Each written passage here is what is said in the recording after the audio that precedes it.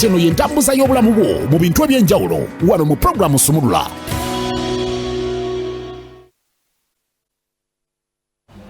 Tuyingiddeyo n'akanyumiriro entambuza y'ebyobulamu yakatwengako ku programu Sumulula tukubuuzaako good morning.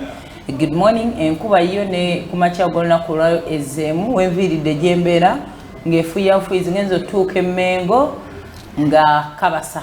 Kale nze sekyesitegedde enkuba enta olsawundi atuddemu wano bali luddamu tugireko. Waliwo olwogisanga kakati mbadde ezikirira ekabo wange ate mukoka mungi akkirira bw'ati. Kati tobe ebadde etonyeewa. Ebadde etandise ng'eva eno mu Ndeeba. Rather Mmengo. Kati anti jjukira Mmengo teri waggulu wa Kabowa. Kati ono gabadde gava eno waggulu Kabowa gyenva. Ate era nnagensanze agali ku luguudo lwa Nnabunyolo. Bannanga amazzi mangi. Mangi nnyo kati ate awunaga kulukuta okufaako obufi. Awo omanya kati erina gyesoose kati ereeta. Kati ate bwetuuse kulinda eppya lyebakola lino eryamukana ate Mmengo ate wo nga tewali mukoka. Lwakwandooza baakoze emyalo egiyita eno wansi. Ne kati nagakkirira eno wansi ku mirako eno. Tabbu njereere. Okay, kale ekyo kyennyini olunaku olwo kye tugenda okwogerako ku effects z'amataba.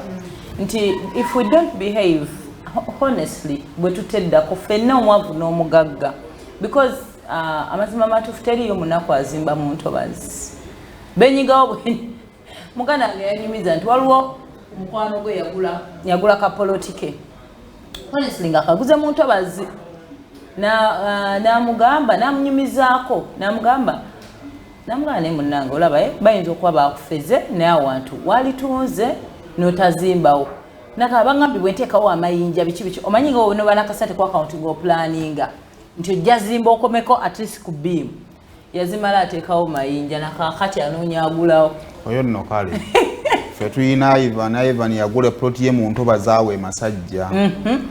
Ivan tumugamba naye waguze tulabanga awajjula amazzi agamba muyamwe mukola ki ngena nazimba kalina ya temwagaliza ngena nazimba kalina ya miti.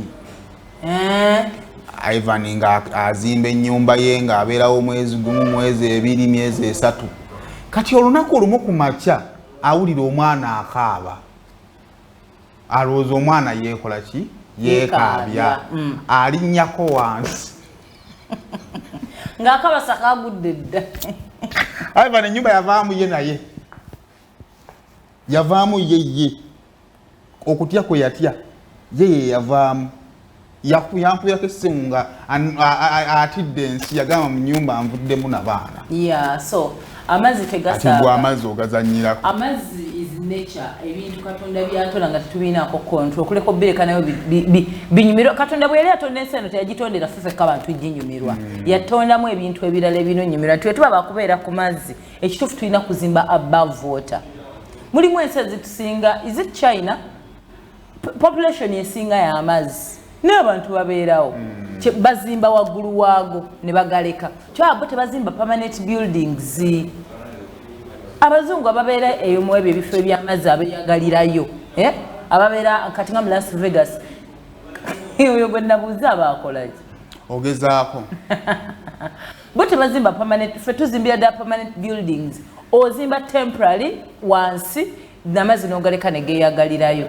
Ffe kye tukola tubanga muntu ayagala muka musajja gwe n'olowooza nti osobola omubba n'omufunisa n'olubuto jogo kyeryo oba osuse. Waliwo akafo akali ku Entebbe Road bakayita Malakail Eco something akafo ako nnyini waako story gye ntegeddeko omukyala yali abeera Bulaya ne bbaawe n'awa muganda we nawa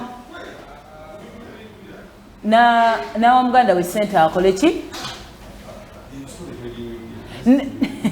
wamma naye ekintu engeri gye bakizimbamu kale katugambe bamuguliza mu ntobazi kati gwe yalina n'amuwa amagezi n'amugamba wetuba bakolera wano tukole tetwonoona butonde. I've been there before era wansi waliyo amazzi ne bw'otunayo wansi waliyo amazzi okitegeera naye olaba nti teyayonoona butonde ate woba ogendayo ddala ogamba oba ŋŋenda mu mazzi oba bantwalawa because wantu wonna wasigadde wali wetland naye bw'otuukayo olabira ddala nga ye yapreservinga bulungi nnyo ki wetlands kati wano ffe kyeki kyatulomye tuzimba ne tuyiwamu n'amayinja amazzi tugagobe ate nze ndowooza nti tunesere tuteekamu nnyingi it is very expensive like we said omwavu tazimba kuba singa ozimba mu ntobazi gwe n'osooka oteekamu sente ogamba kati kansooka enteekeyo empagi zigenda owalinde ebibundi byange kubanga n'entindo bazizimba mu mazzi oba okitegeera gwe n'owagikayo empagi zo omala okuwagikayo empagi zo then n'oleka amazzi go ne gaddamu ne gatambula ne gasengejja bulungi then gwe n'oweeyagalira waggulu okay kale kaakati nga tugenda mu ddala no side effects ezaddala biki ebivaamu singa amataba gano gaze ekisookera ddala abantu bafa tubabikidde wano abantu abaafudde kyekisingira ddala obubi amazzi bwe gajja ne gakola ki tuba twagala bwe tujja natugamba kale amataba gabaddewo naye twebaliza mukama tewali muntu yafiiriddemu because kyekisingayo epitomi ya buli kabenje muntu kufa so amataba gattira ddala abantu mu drownings and all that then of course displacement tosobola kuŋŋamba nti abantu abatuuse ku buzibu bwe batuuseeko balinawo okusula olunaku olwaleero omaliriza mukkiriza nga wogambye mukwano gwa Ivan kye yakola yafuluma yamaliriza Alexa amaka ge n'atambula ge n'anoonye wabeerewo n'abasula wano tegubabeera katu so mubeerayo nga walungi ng'abanyumira naye ng'amazzi gali wansi balina engeri gye bakolayo nga bali very protected then of course health risks nga tugambye gana amazzi tegajja buzzi before you know ne gatonyera ennaku 3 tugenda owulira nga endwadde eziva ze tuyita waterborne diseases zizze kuba amazzi gajja n'obukyafu obwa buli kika galeeta nakunyumiza yetwali tukwatira ennyanja mu lufuka ng'abaana abato tonyumiza nedda tulina obudde butono nali nteza akatimba bwe kati kyangu agenda kuggwayo mangu nedda ojja kanyumiza mu break so endwadde kolera twazuulyako ku kyalo kuno naye nga ziva ku ki ku bukyafu n'amazzi dysentery typhoid diarrhea ensiri zeeyongerera ddala zitandika ku multiplyinga ng'olwo malaria ze n'ebintu ebirala bwe bityo so endwadde eziva ku bukyafu waliwo akavidiyo kenayo mwakalabyeko ak'abawala yabadde nga bbaala nga ssebo bawuga bakole ki ng'amazzi mangi abawala abakulu neŋŋamba bannange bano bagenda okulwa baali bagamba dde omugagga baterewo swimming pool katonda n'abaddamu ng'olaba amazzi makyafu nnyo ebintu ebitambulira amazzi tosobola nakumanya n'agagundi agawukawuka agayingira abantu ekinoso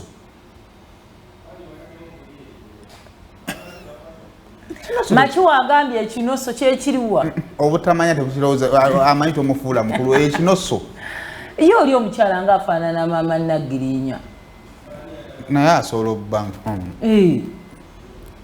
kayeye kakati of course psychological trauma osigala mwani kakati ng'eyo saluuni yoyo omuvubuka tosobola kusigala kyekimu biba byantiisa nze nange amazzi eggulo gantiisizza nnyo watidde amazzi for the first time natidde nnyo ku kyenalabye so of course tulina economic impacts byonoona emirimu economically damage of properties and infrastructures enguudo tezisobola sigala kyekimu ebizimbe tubiraba n'ozimba ekizimbe tewaliwo omuntu azimba kizimbe edinisa nga liri wansi naye nze ndowooza naye osanga ekizimbe sebo kyagwamu awe mu lufuka nkimanyi kati kalina yafuuka kalina fulo esooka kati eri wansi ground floor yakirya double ground kati waggulu gye twatunula kati wetutuukira wow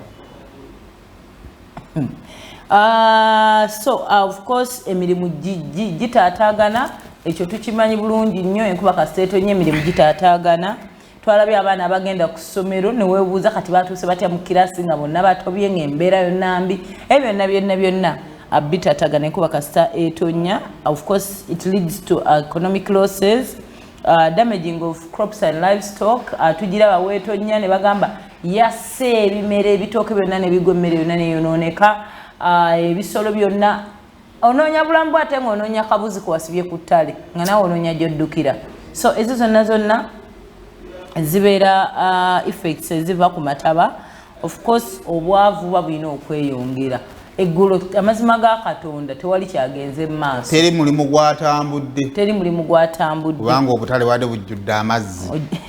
Of course, environmental impacts, amazzi gabeera contaminated.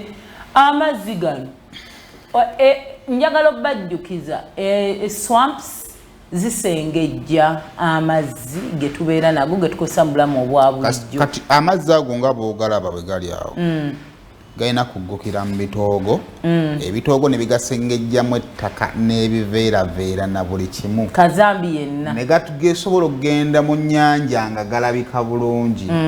Kati kitegeeza nti buli bwe tujjawo ebitoogo gano getufuna straight paka mu nnyanja, ate nga mu nnyanja gye tugajja gonna ag'amazzi agali connected mu nnyumba yo gava mu nnyanja. Teri kampani ekola mazzi, teriyo kampani ekola mazzi gonna. Kati bwe tuba bwe tugasindika obucaafu bwonna bw'oteeka mu mazzi gakkirire bujja straight. Ekitegeeza kati kitegeeza gwazimbye mu gundi gye tukataemu okwagala ogenda okuya ku ssente ku biici ogasanga gafaanana bwe gatyo. Yes. Ate mu nnyanja muwangaliramu nebyetulya. Ekitegeeza kati tugenda kulya ndwadde. Eno cycle bwe tufenna emala netusanga. Gwagamba ffe tuli bagagga eno tebitutuukako ojja kakasa obeerawo nga tuwoza food poisoning. Wanywedde amazzi amakyafu walidde emmere enkyafu. Ebintu ebyo bitalina kutuuka mu nnyanja. Yes. Kiba Katonda ali mugezi nnyo n'ateekawo akasengejja nti ekitoogo kitegeeza nti kirinaanyi waliwo ennyanja eri okumpi awo. So akasengejja kyekitoogo. Bw'oyonoona ekitoogo gagenda yitawo.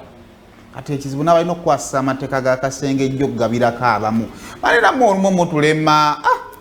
Ojja nodda ku bantu abulijjo n'obanenya naye ogenda okwabanga n'abalina okukwatibwako naye tebalina byebakoze n'ogamba naawe. So of course ekyo nga kyetwadde twogera it damages wetlands zezirina control ku amataba okubeera nga gasengejja kubanga n'enkuba ekituufu kino Katonda abatuwadde omusana ogwase gukazizza amazzi nga mu nnyanja getulina okukozesebwa. Kati Katonda atuwadde naye bw'atuwadde asanze twayonoona. Otherwise gandibadde gaflowinga bulungi nnyo ne gadda mu nnyanja. Andatyo amazzi okusinza ku nteekateeka ya Katonda go galina obbaako we gakola amataba, galina obbaako we gajjula. Kati galina kujjula mu bitoogo bye bitoogo amazzi bwenkuba bwemala otonya byo bibooga birina kubooga. Kati bwe bibooga ne bigenda nga bisengejjako matono nga bwe gagenda mu nnyanja. Kakati ensonga lwaki amazzi mufeemu tegajja kulekerawo okubooga nti awe galina okuŋŋaanira gagende nga gasengejjebwa mpola. Kati buli bw'ojjawo ekitoogo ogategekeddewa alternative galina okuŋŋaanira nga tegalinagenda mu nnyanja. Nga tumaliza lwo ekintu eggulo kye nayize nabadde ntabula ku internet omuntu omu kye yasomeseza n'enkiga. People who know how to drive, some of us will just drive, most of us, the people who know how to drive. Ezemmotoka ezisinga zolaba eziri stuck mu nkuba ne abantu ne batuuka okufiiramu. Ebiseera ebisinga ebeera olumu esobola obeera mechanical problem, olumu ebisingira ddala. And I also learned it yesterday. Omuntu bw'aba avuga emmotoka bw'ati amazzi nga mangi atya gyalaba amazzi mangi ne gyadda alaba talina gyadda n'alowooza alina okusiba. Kiri very dangerous.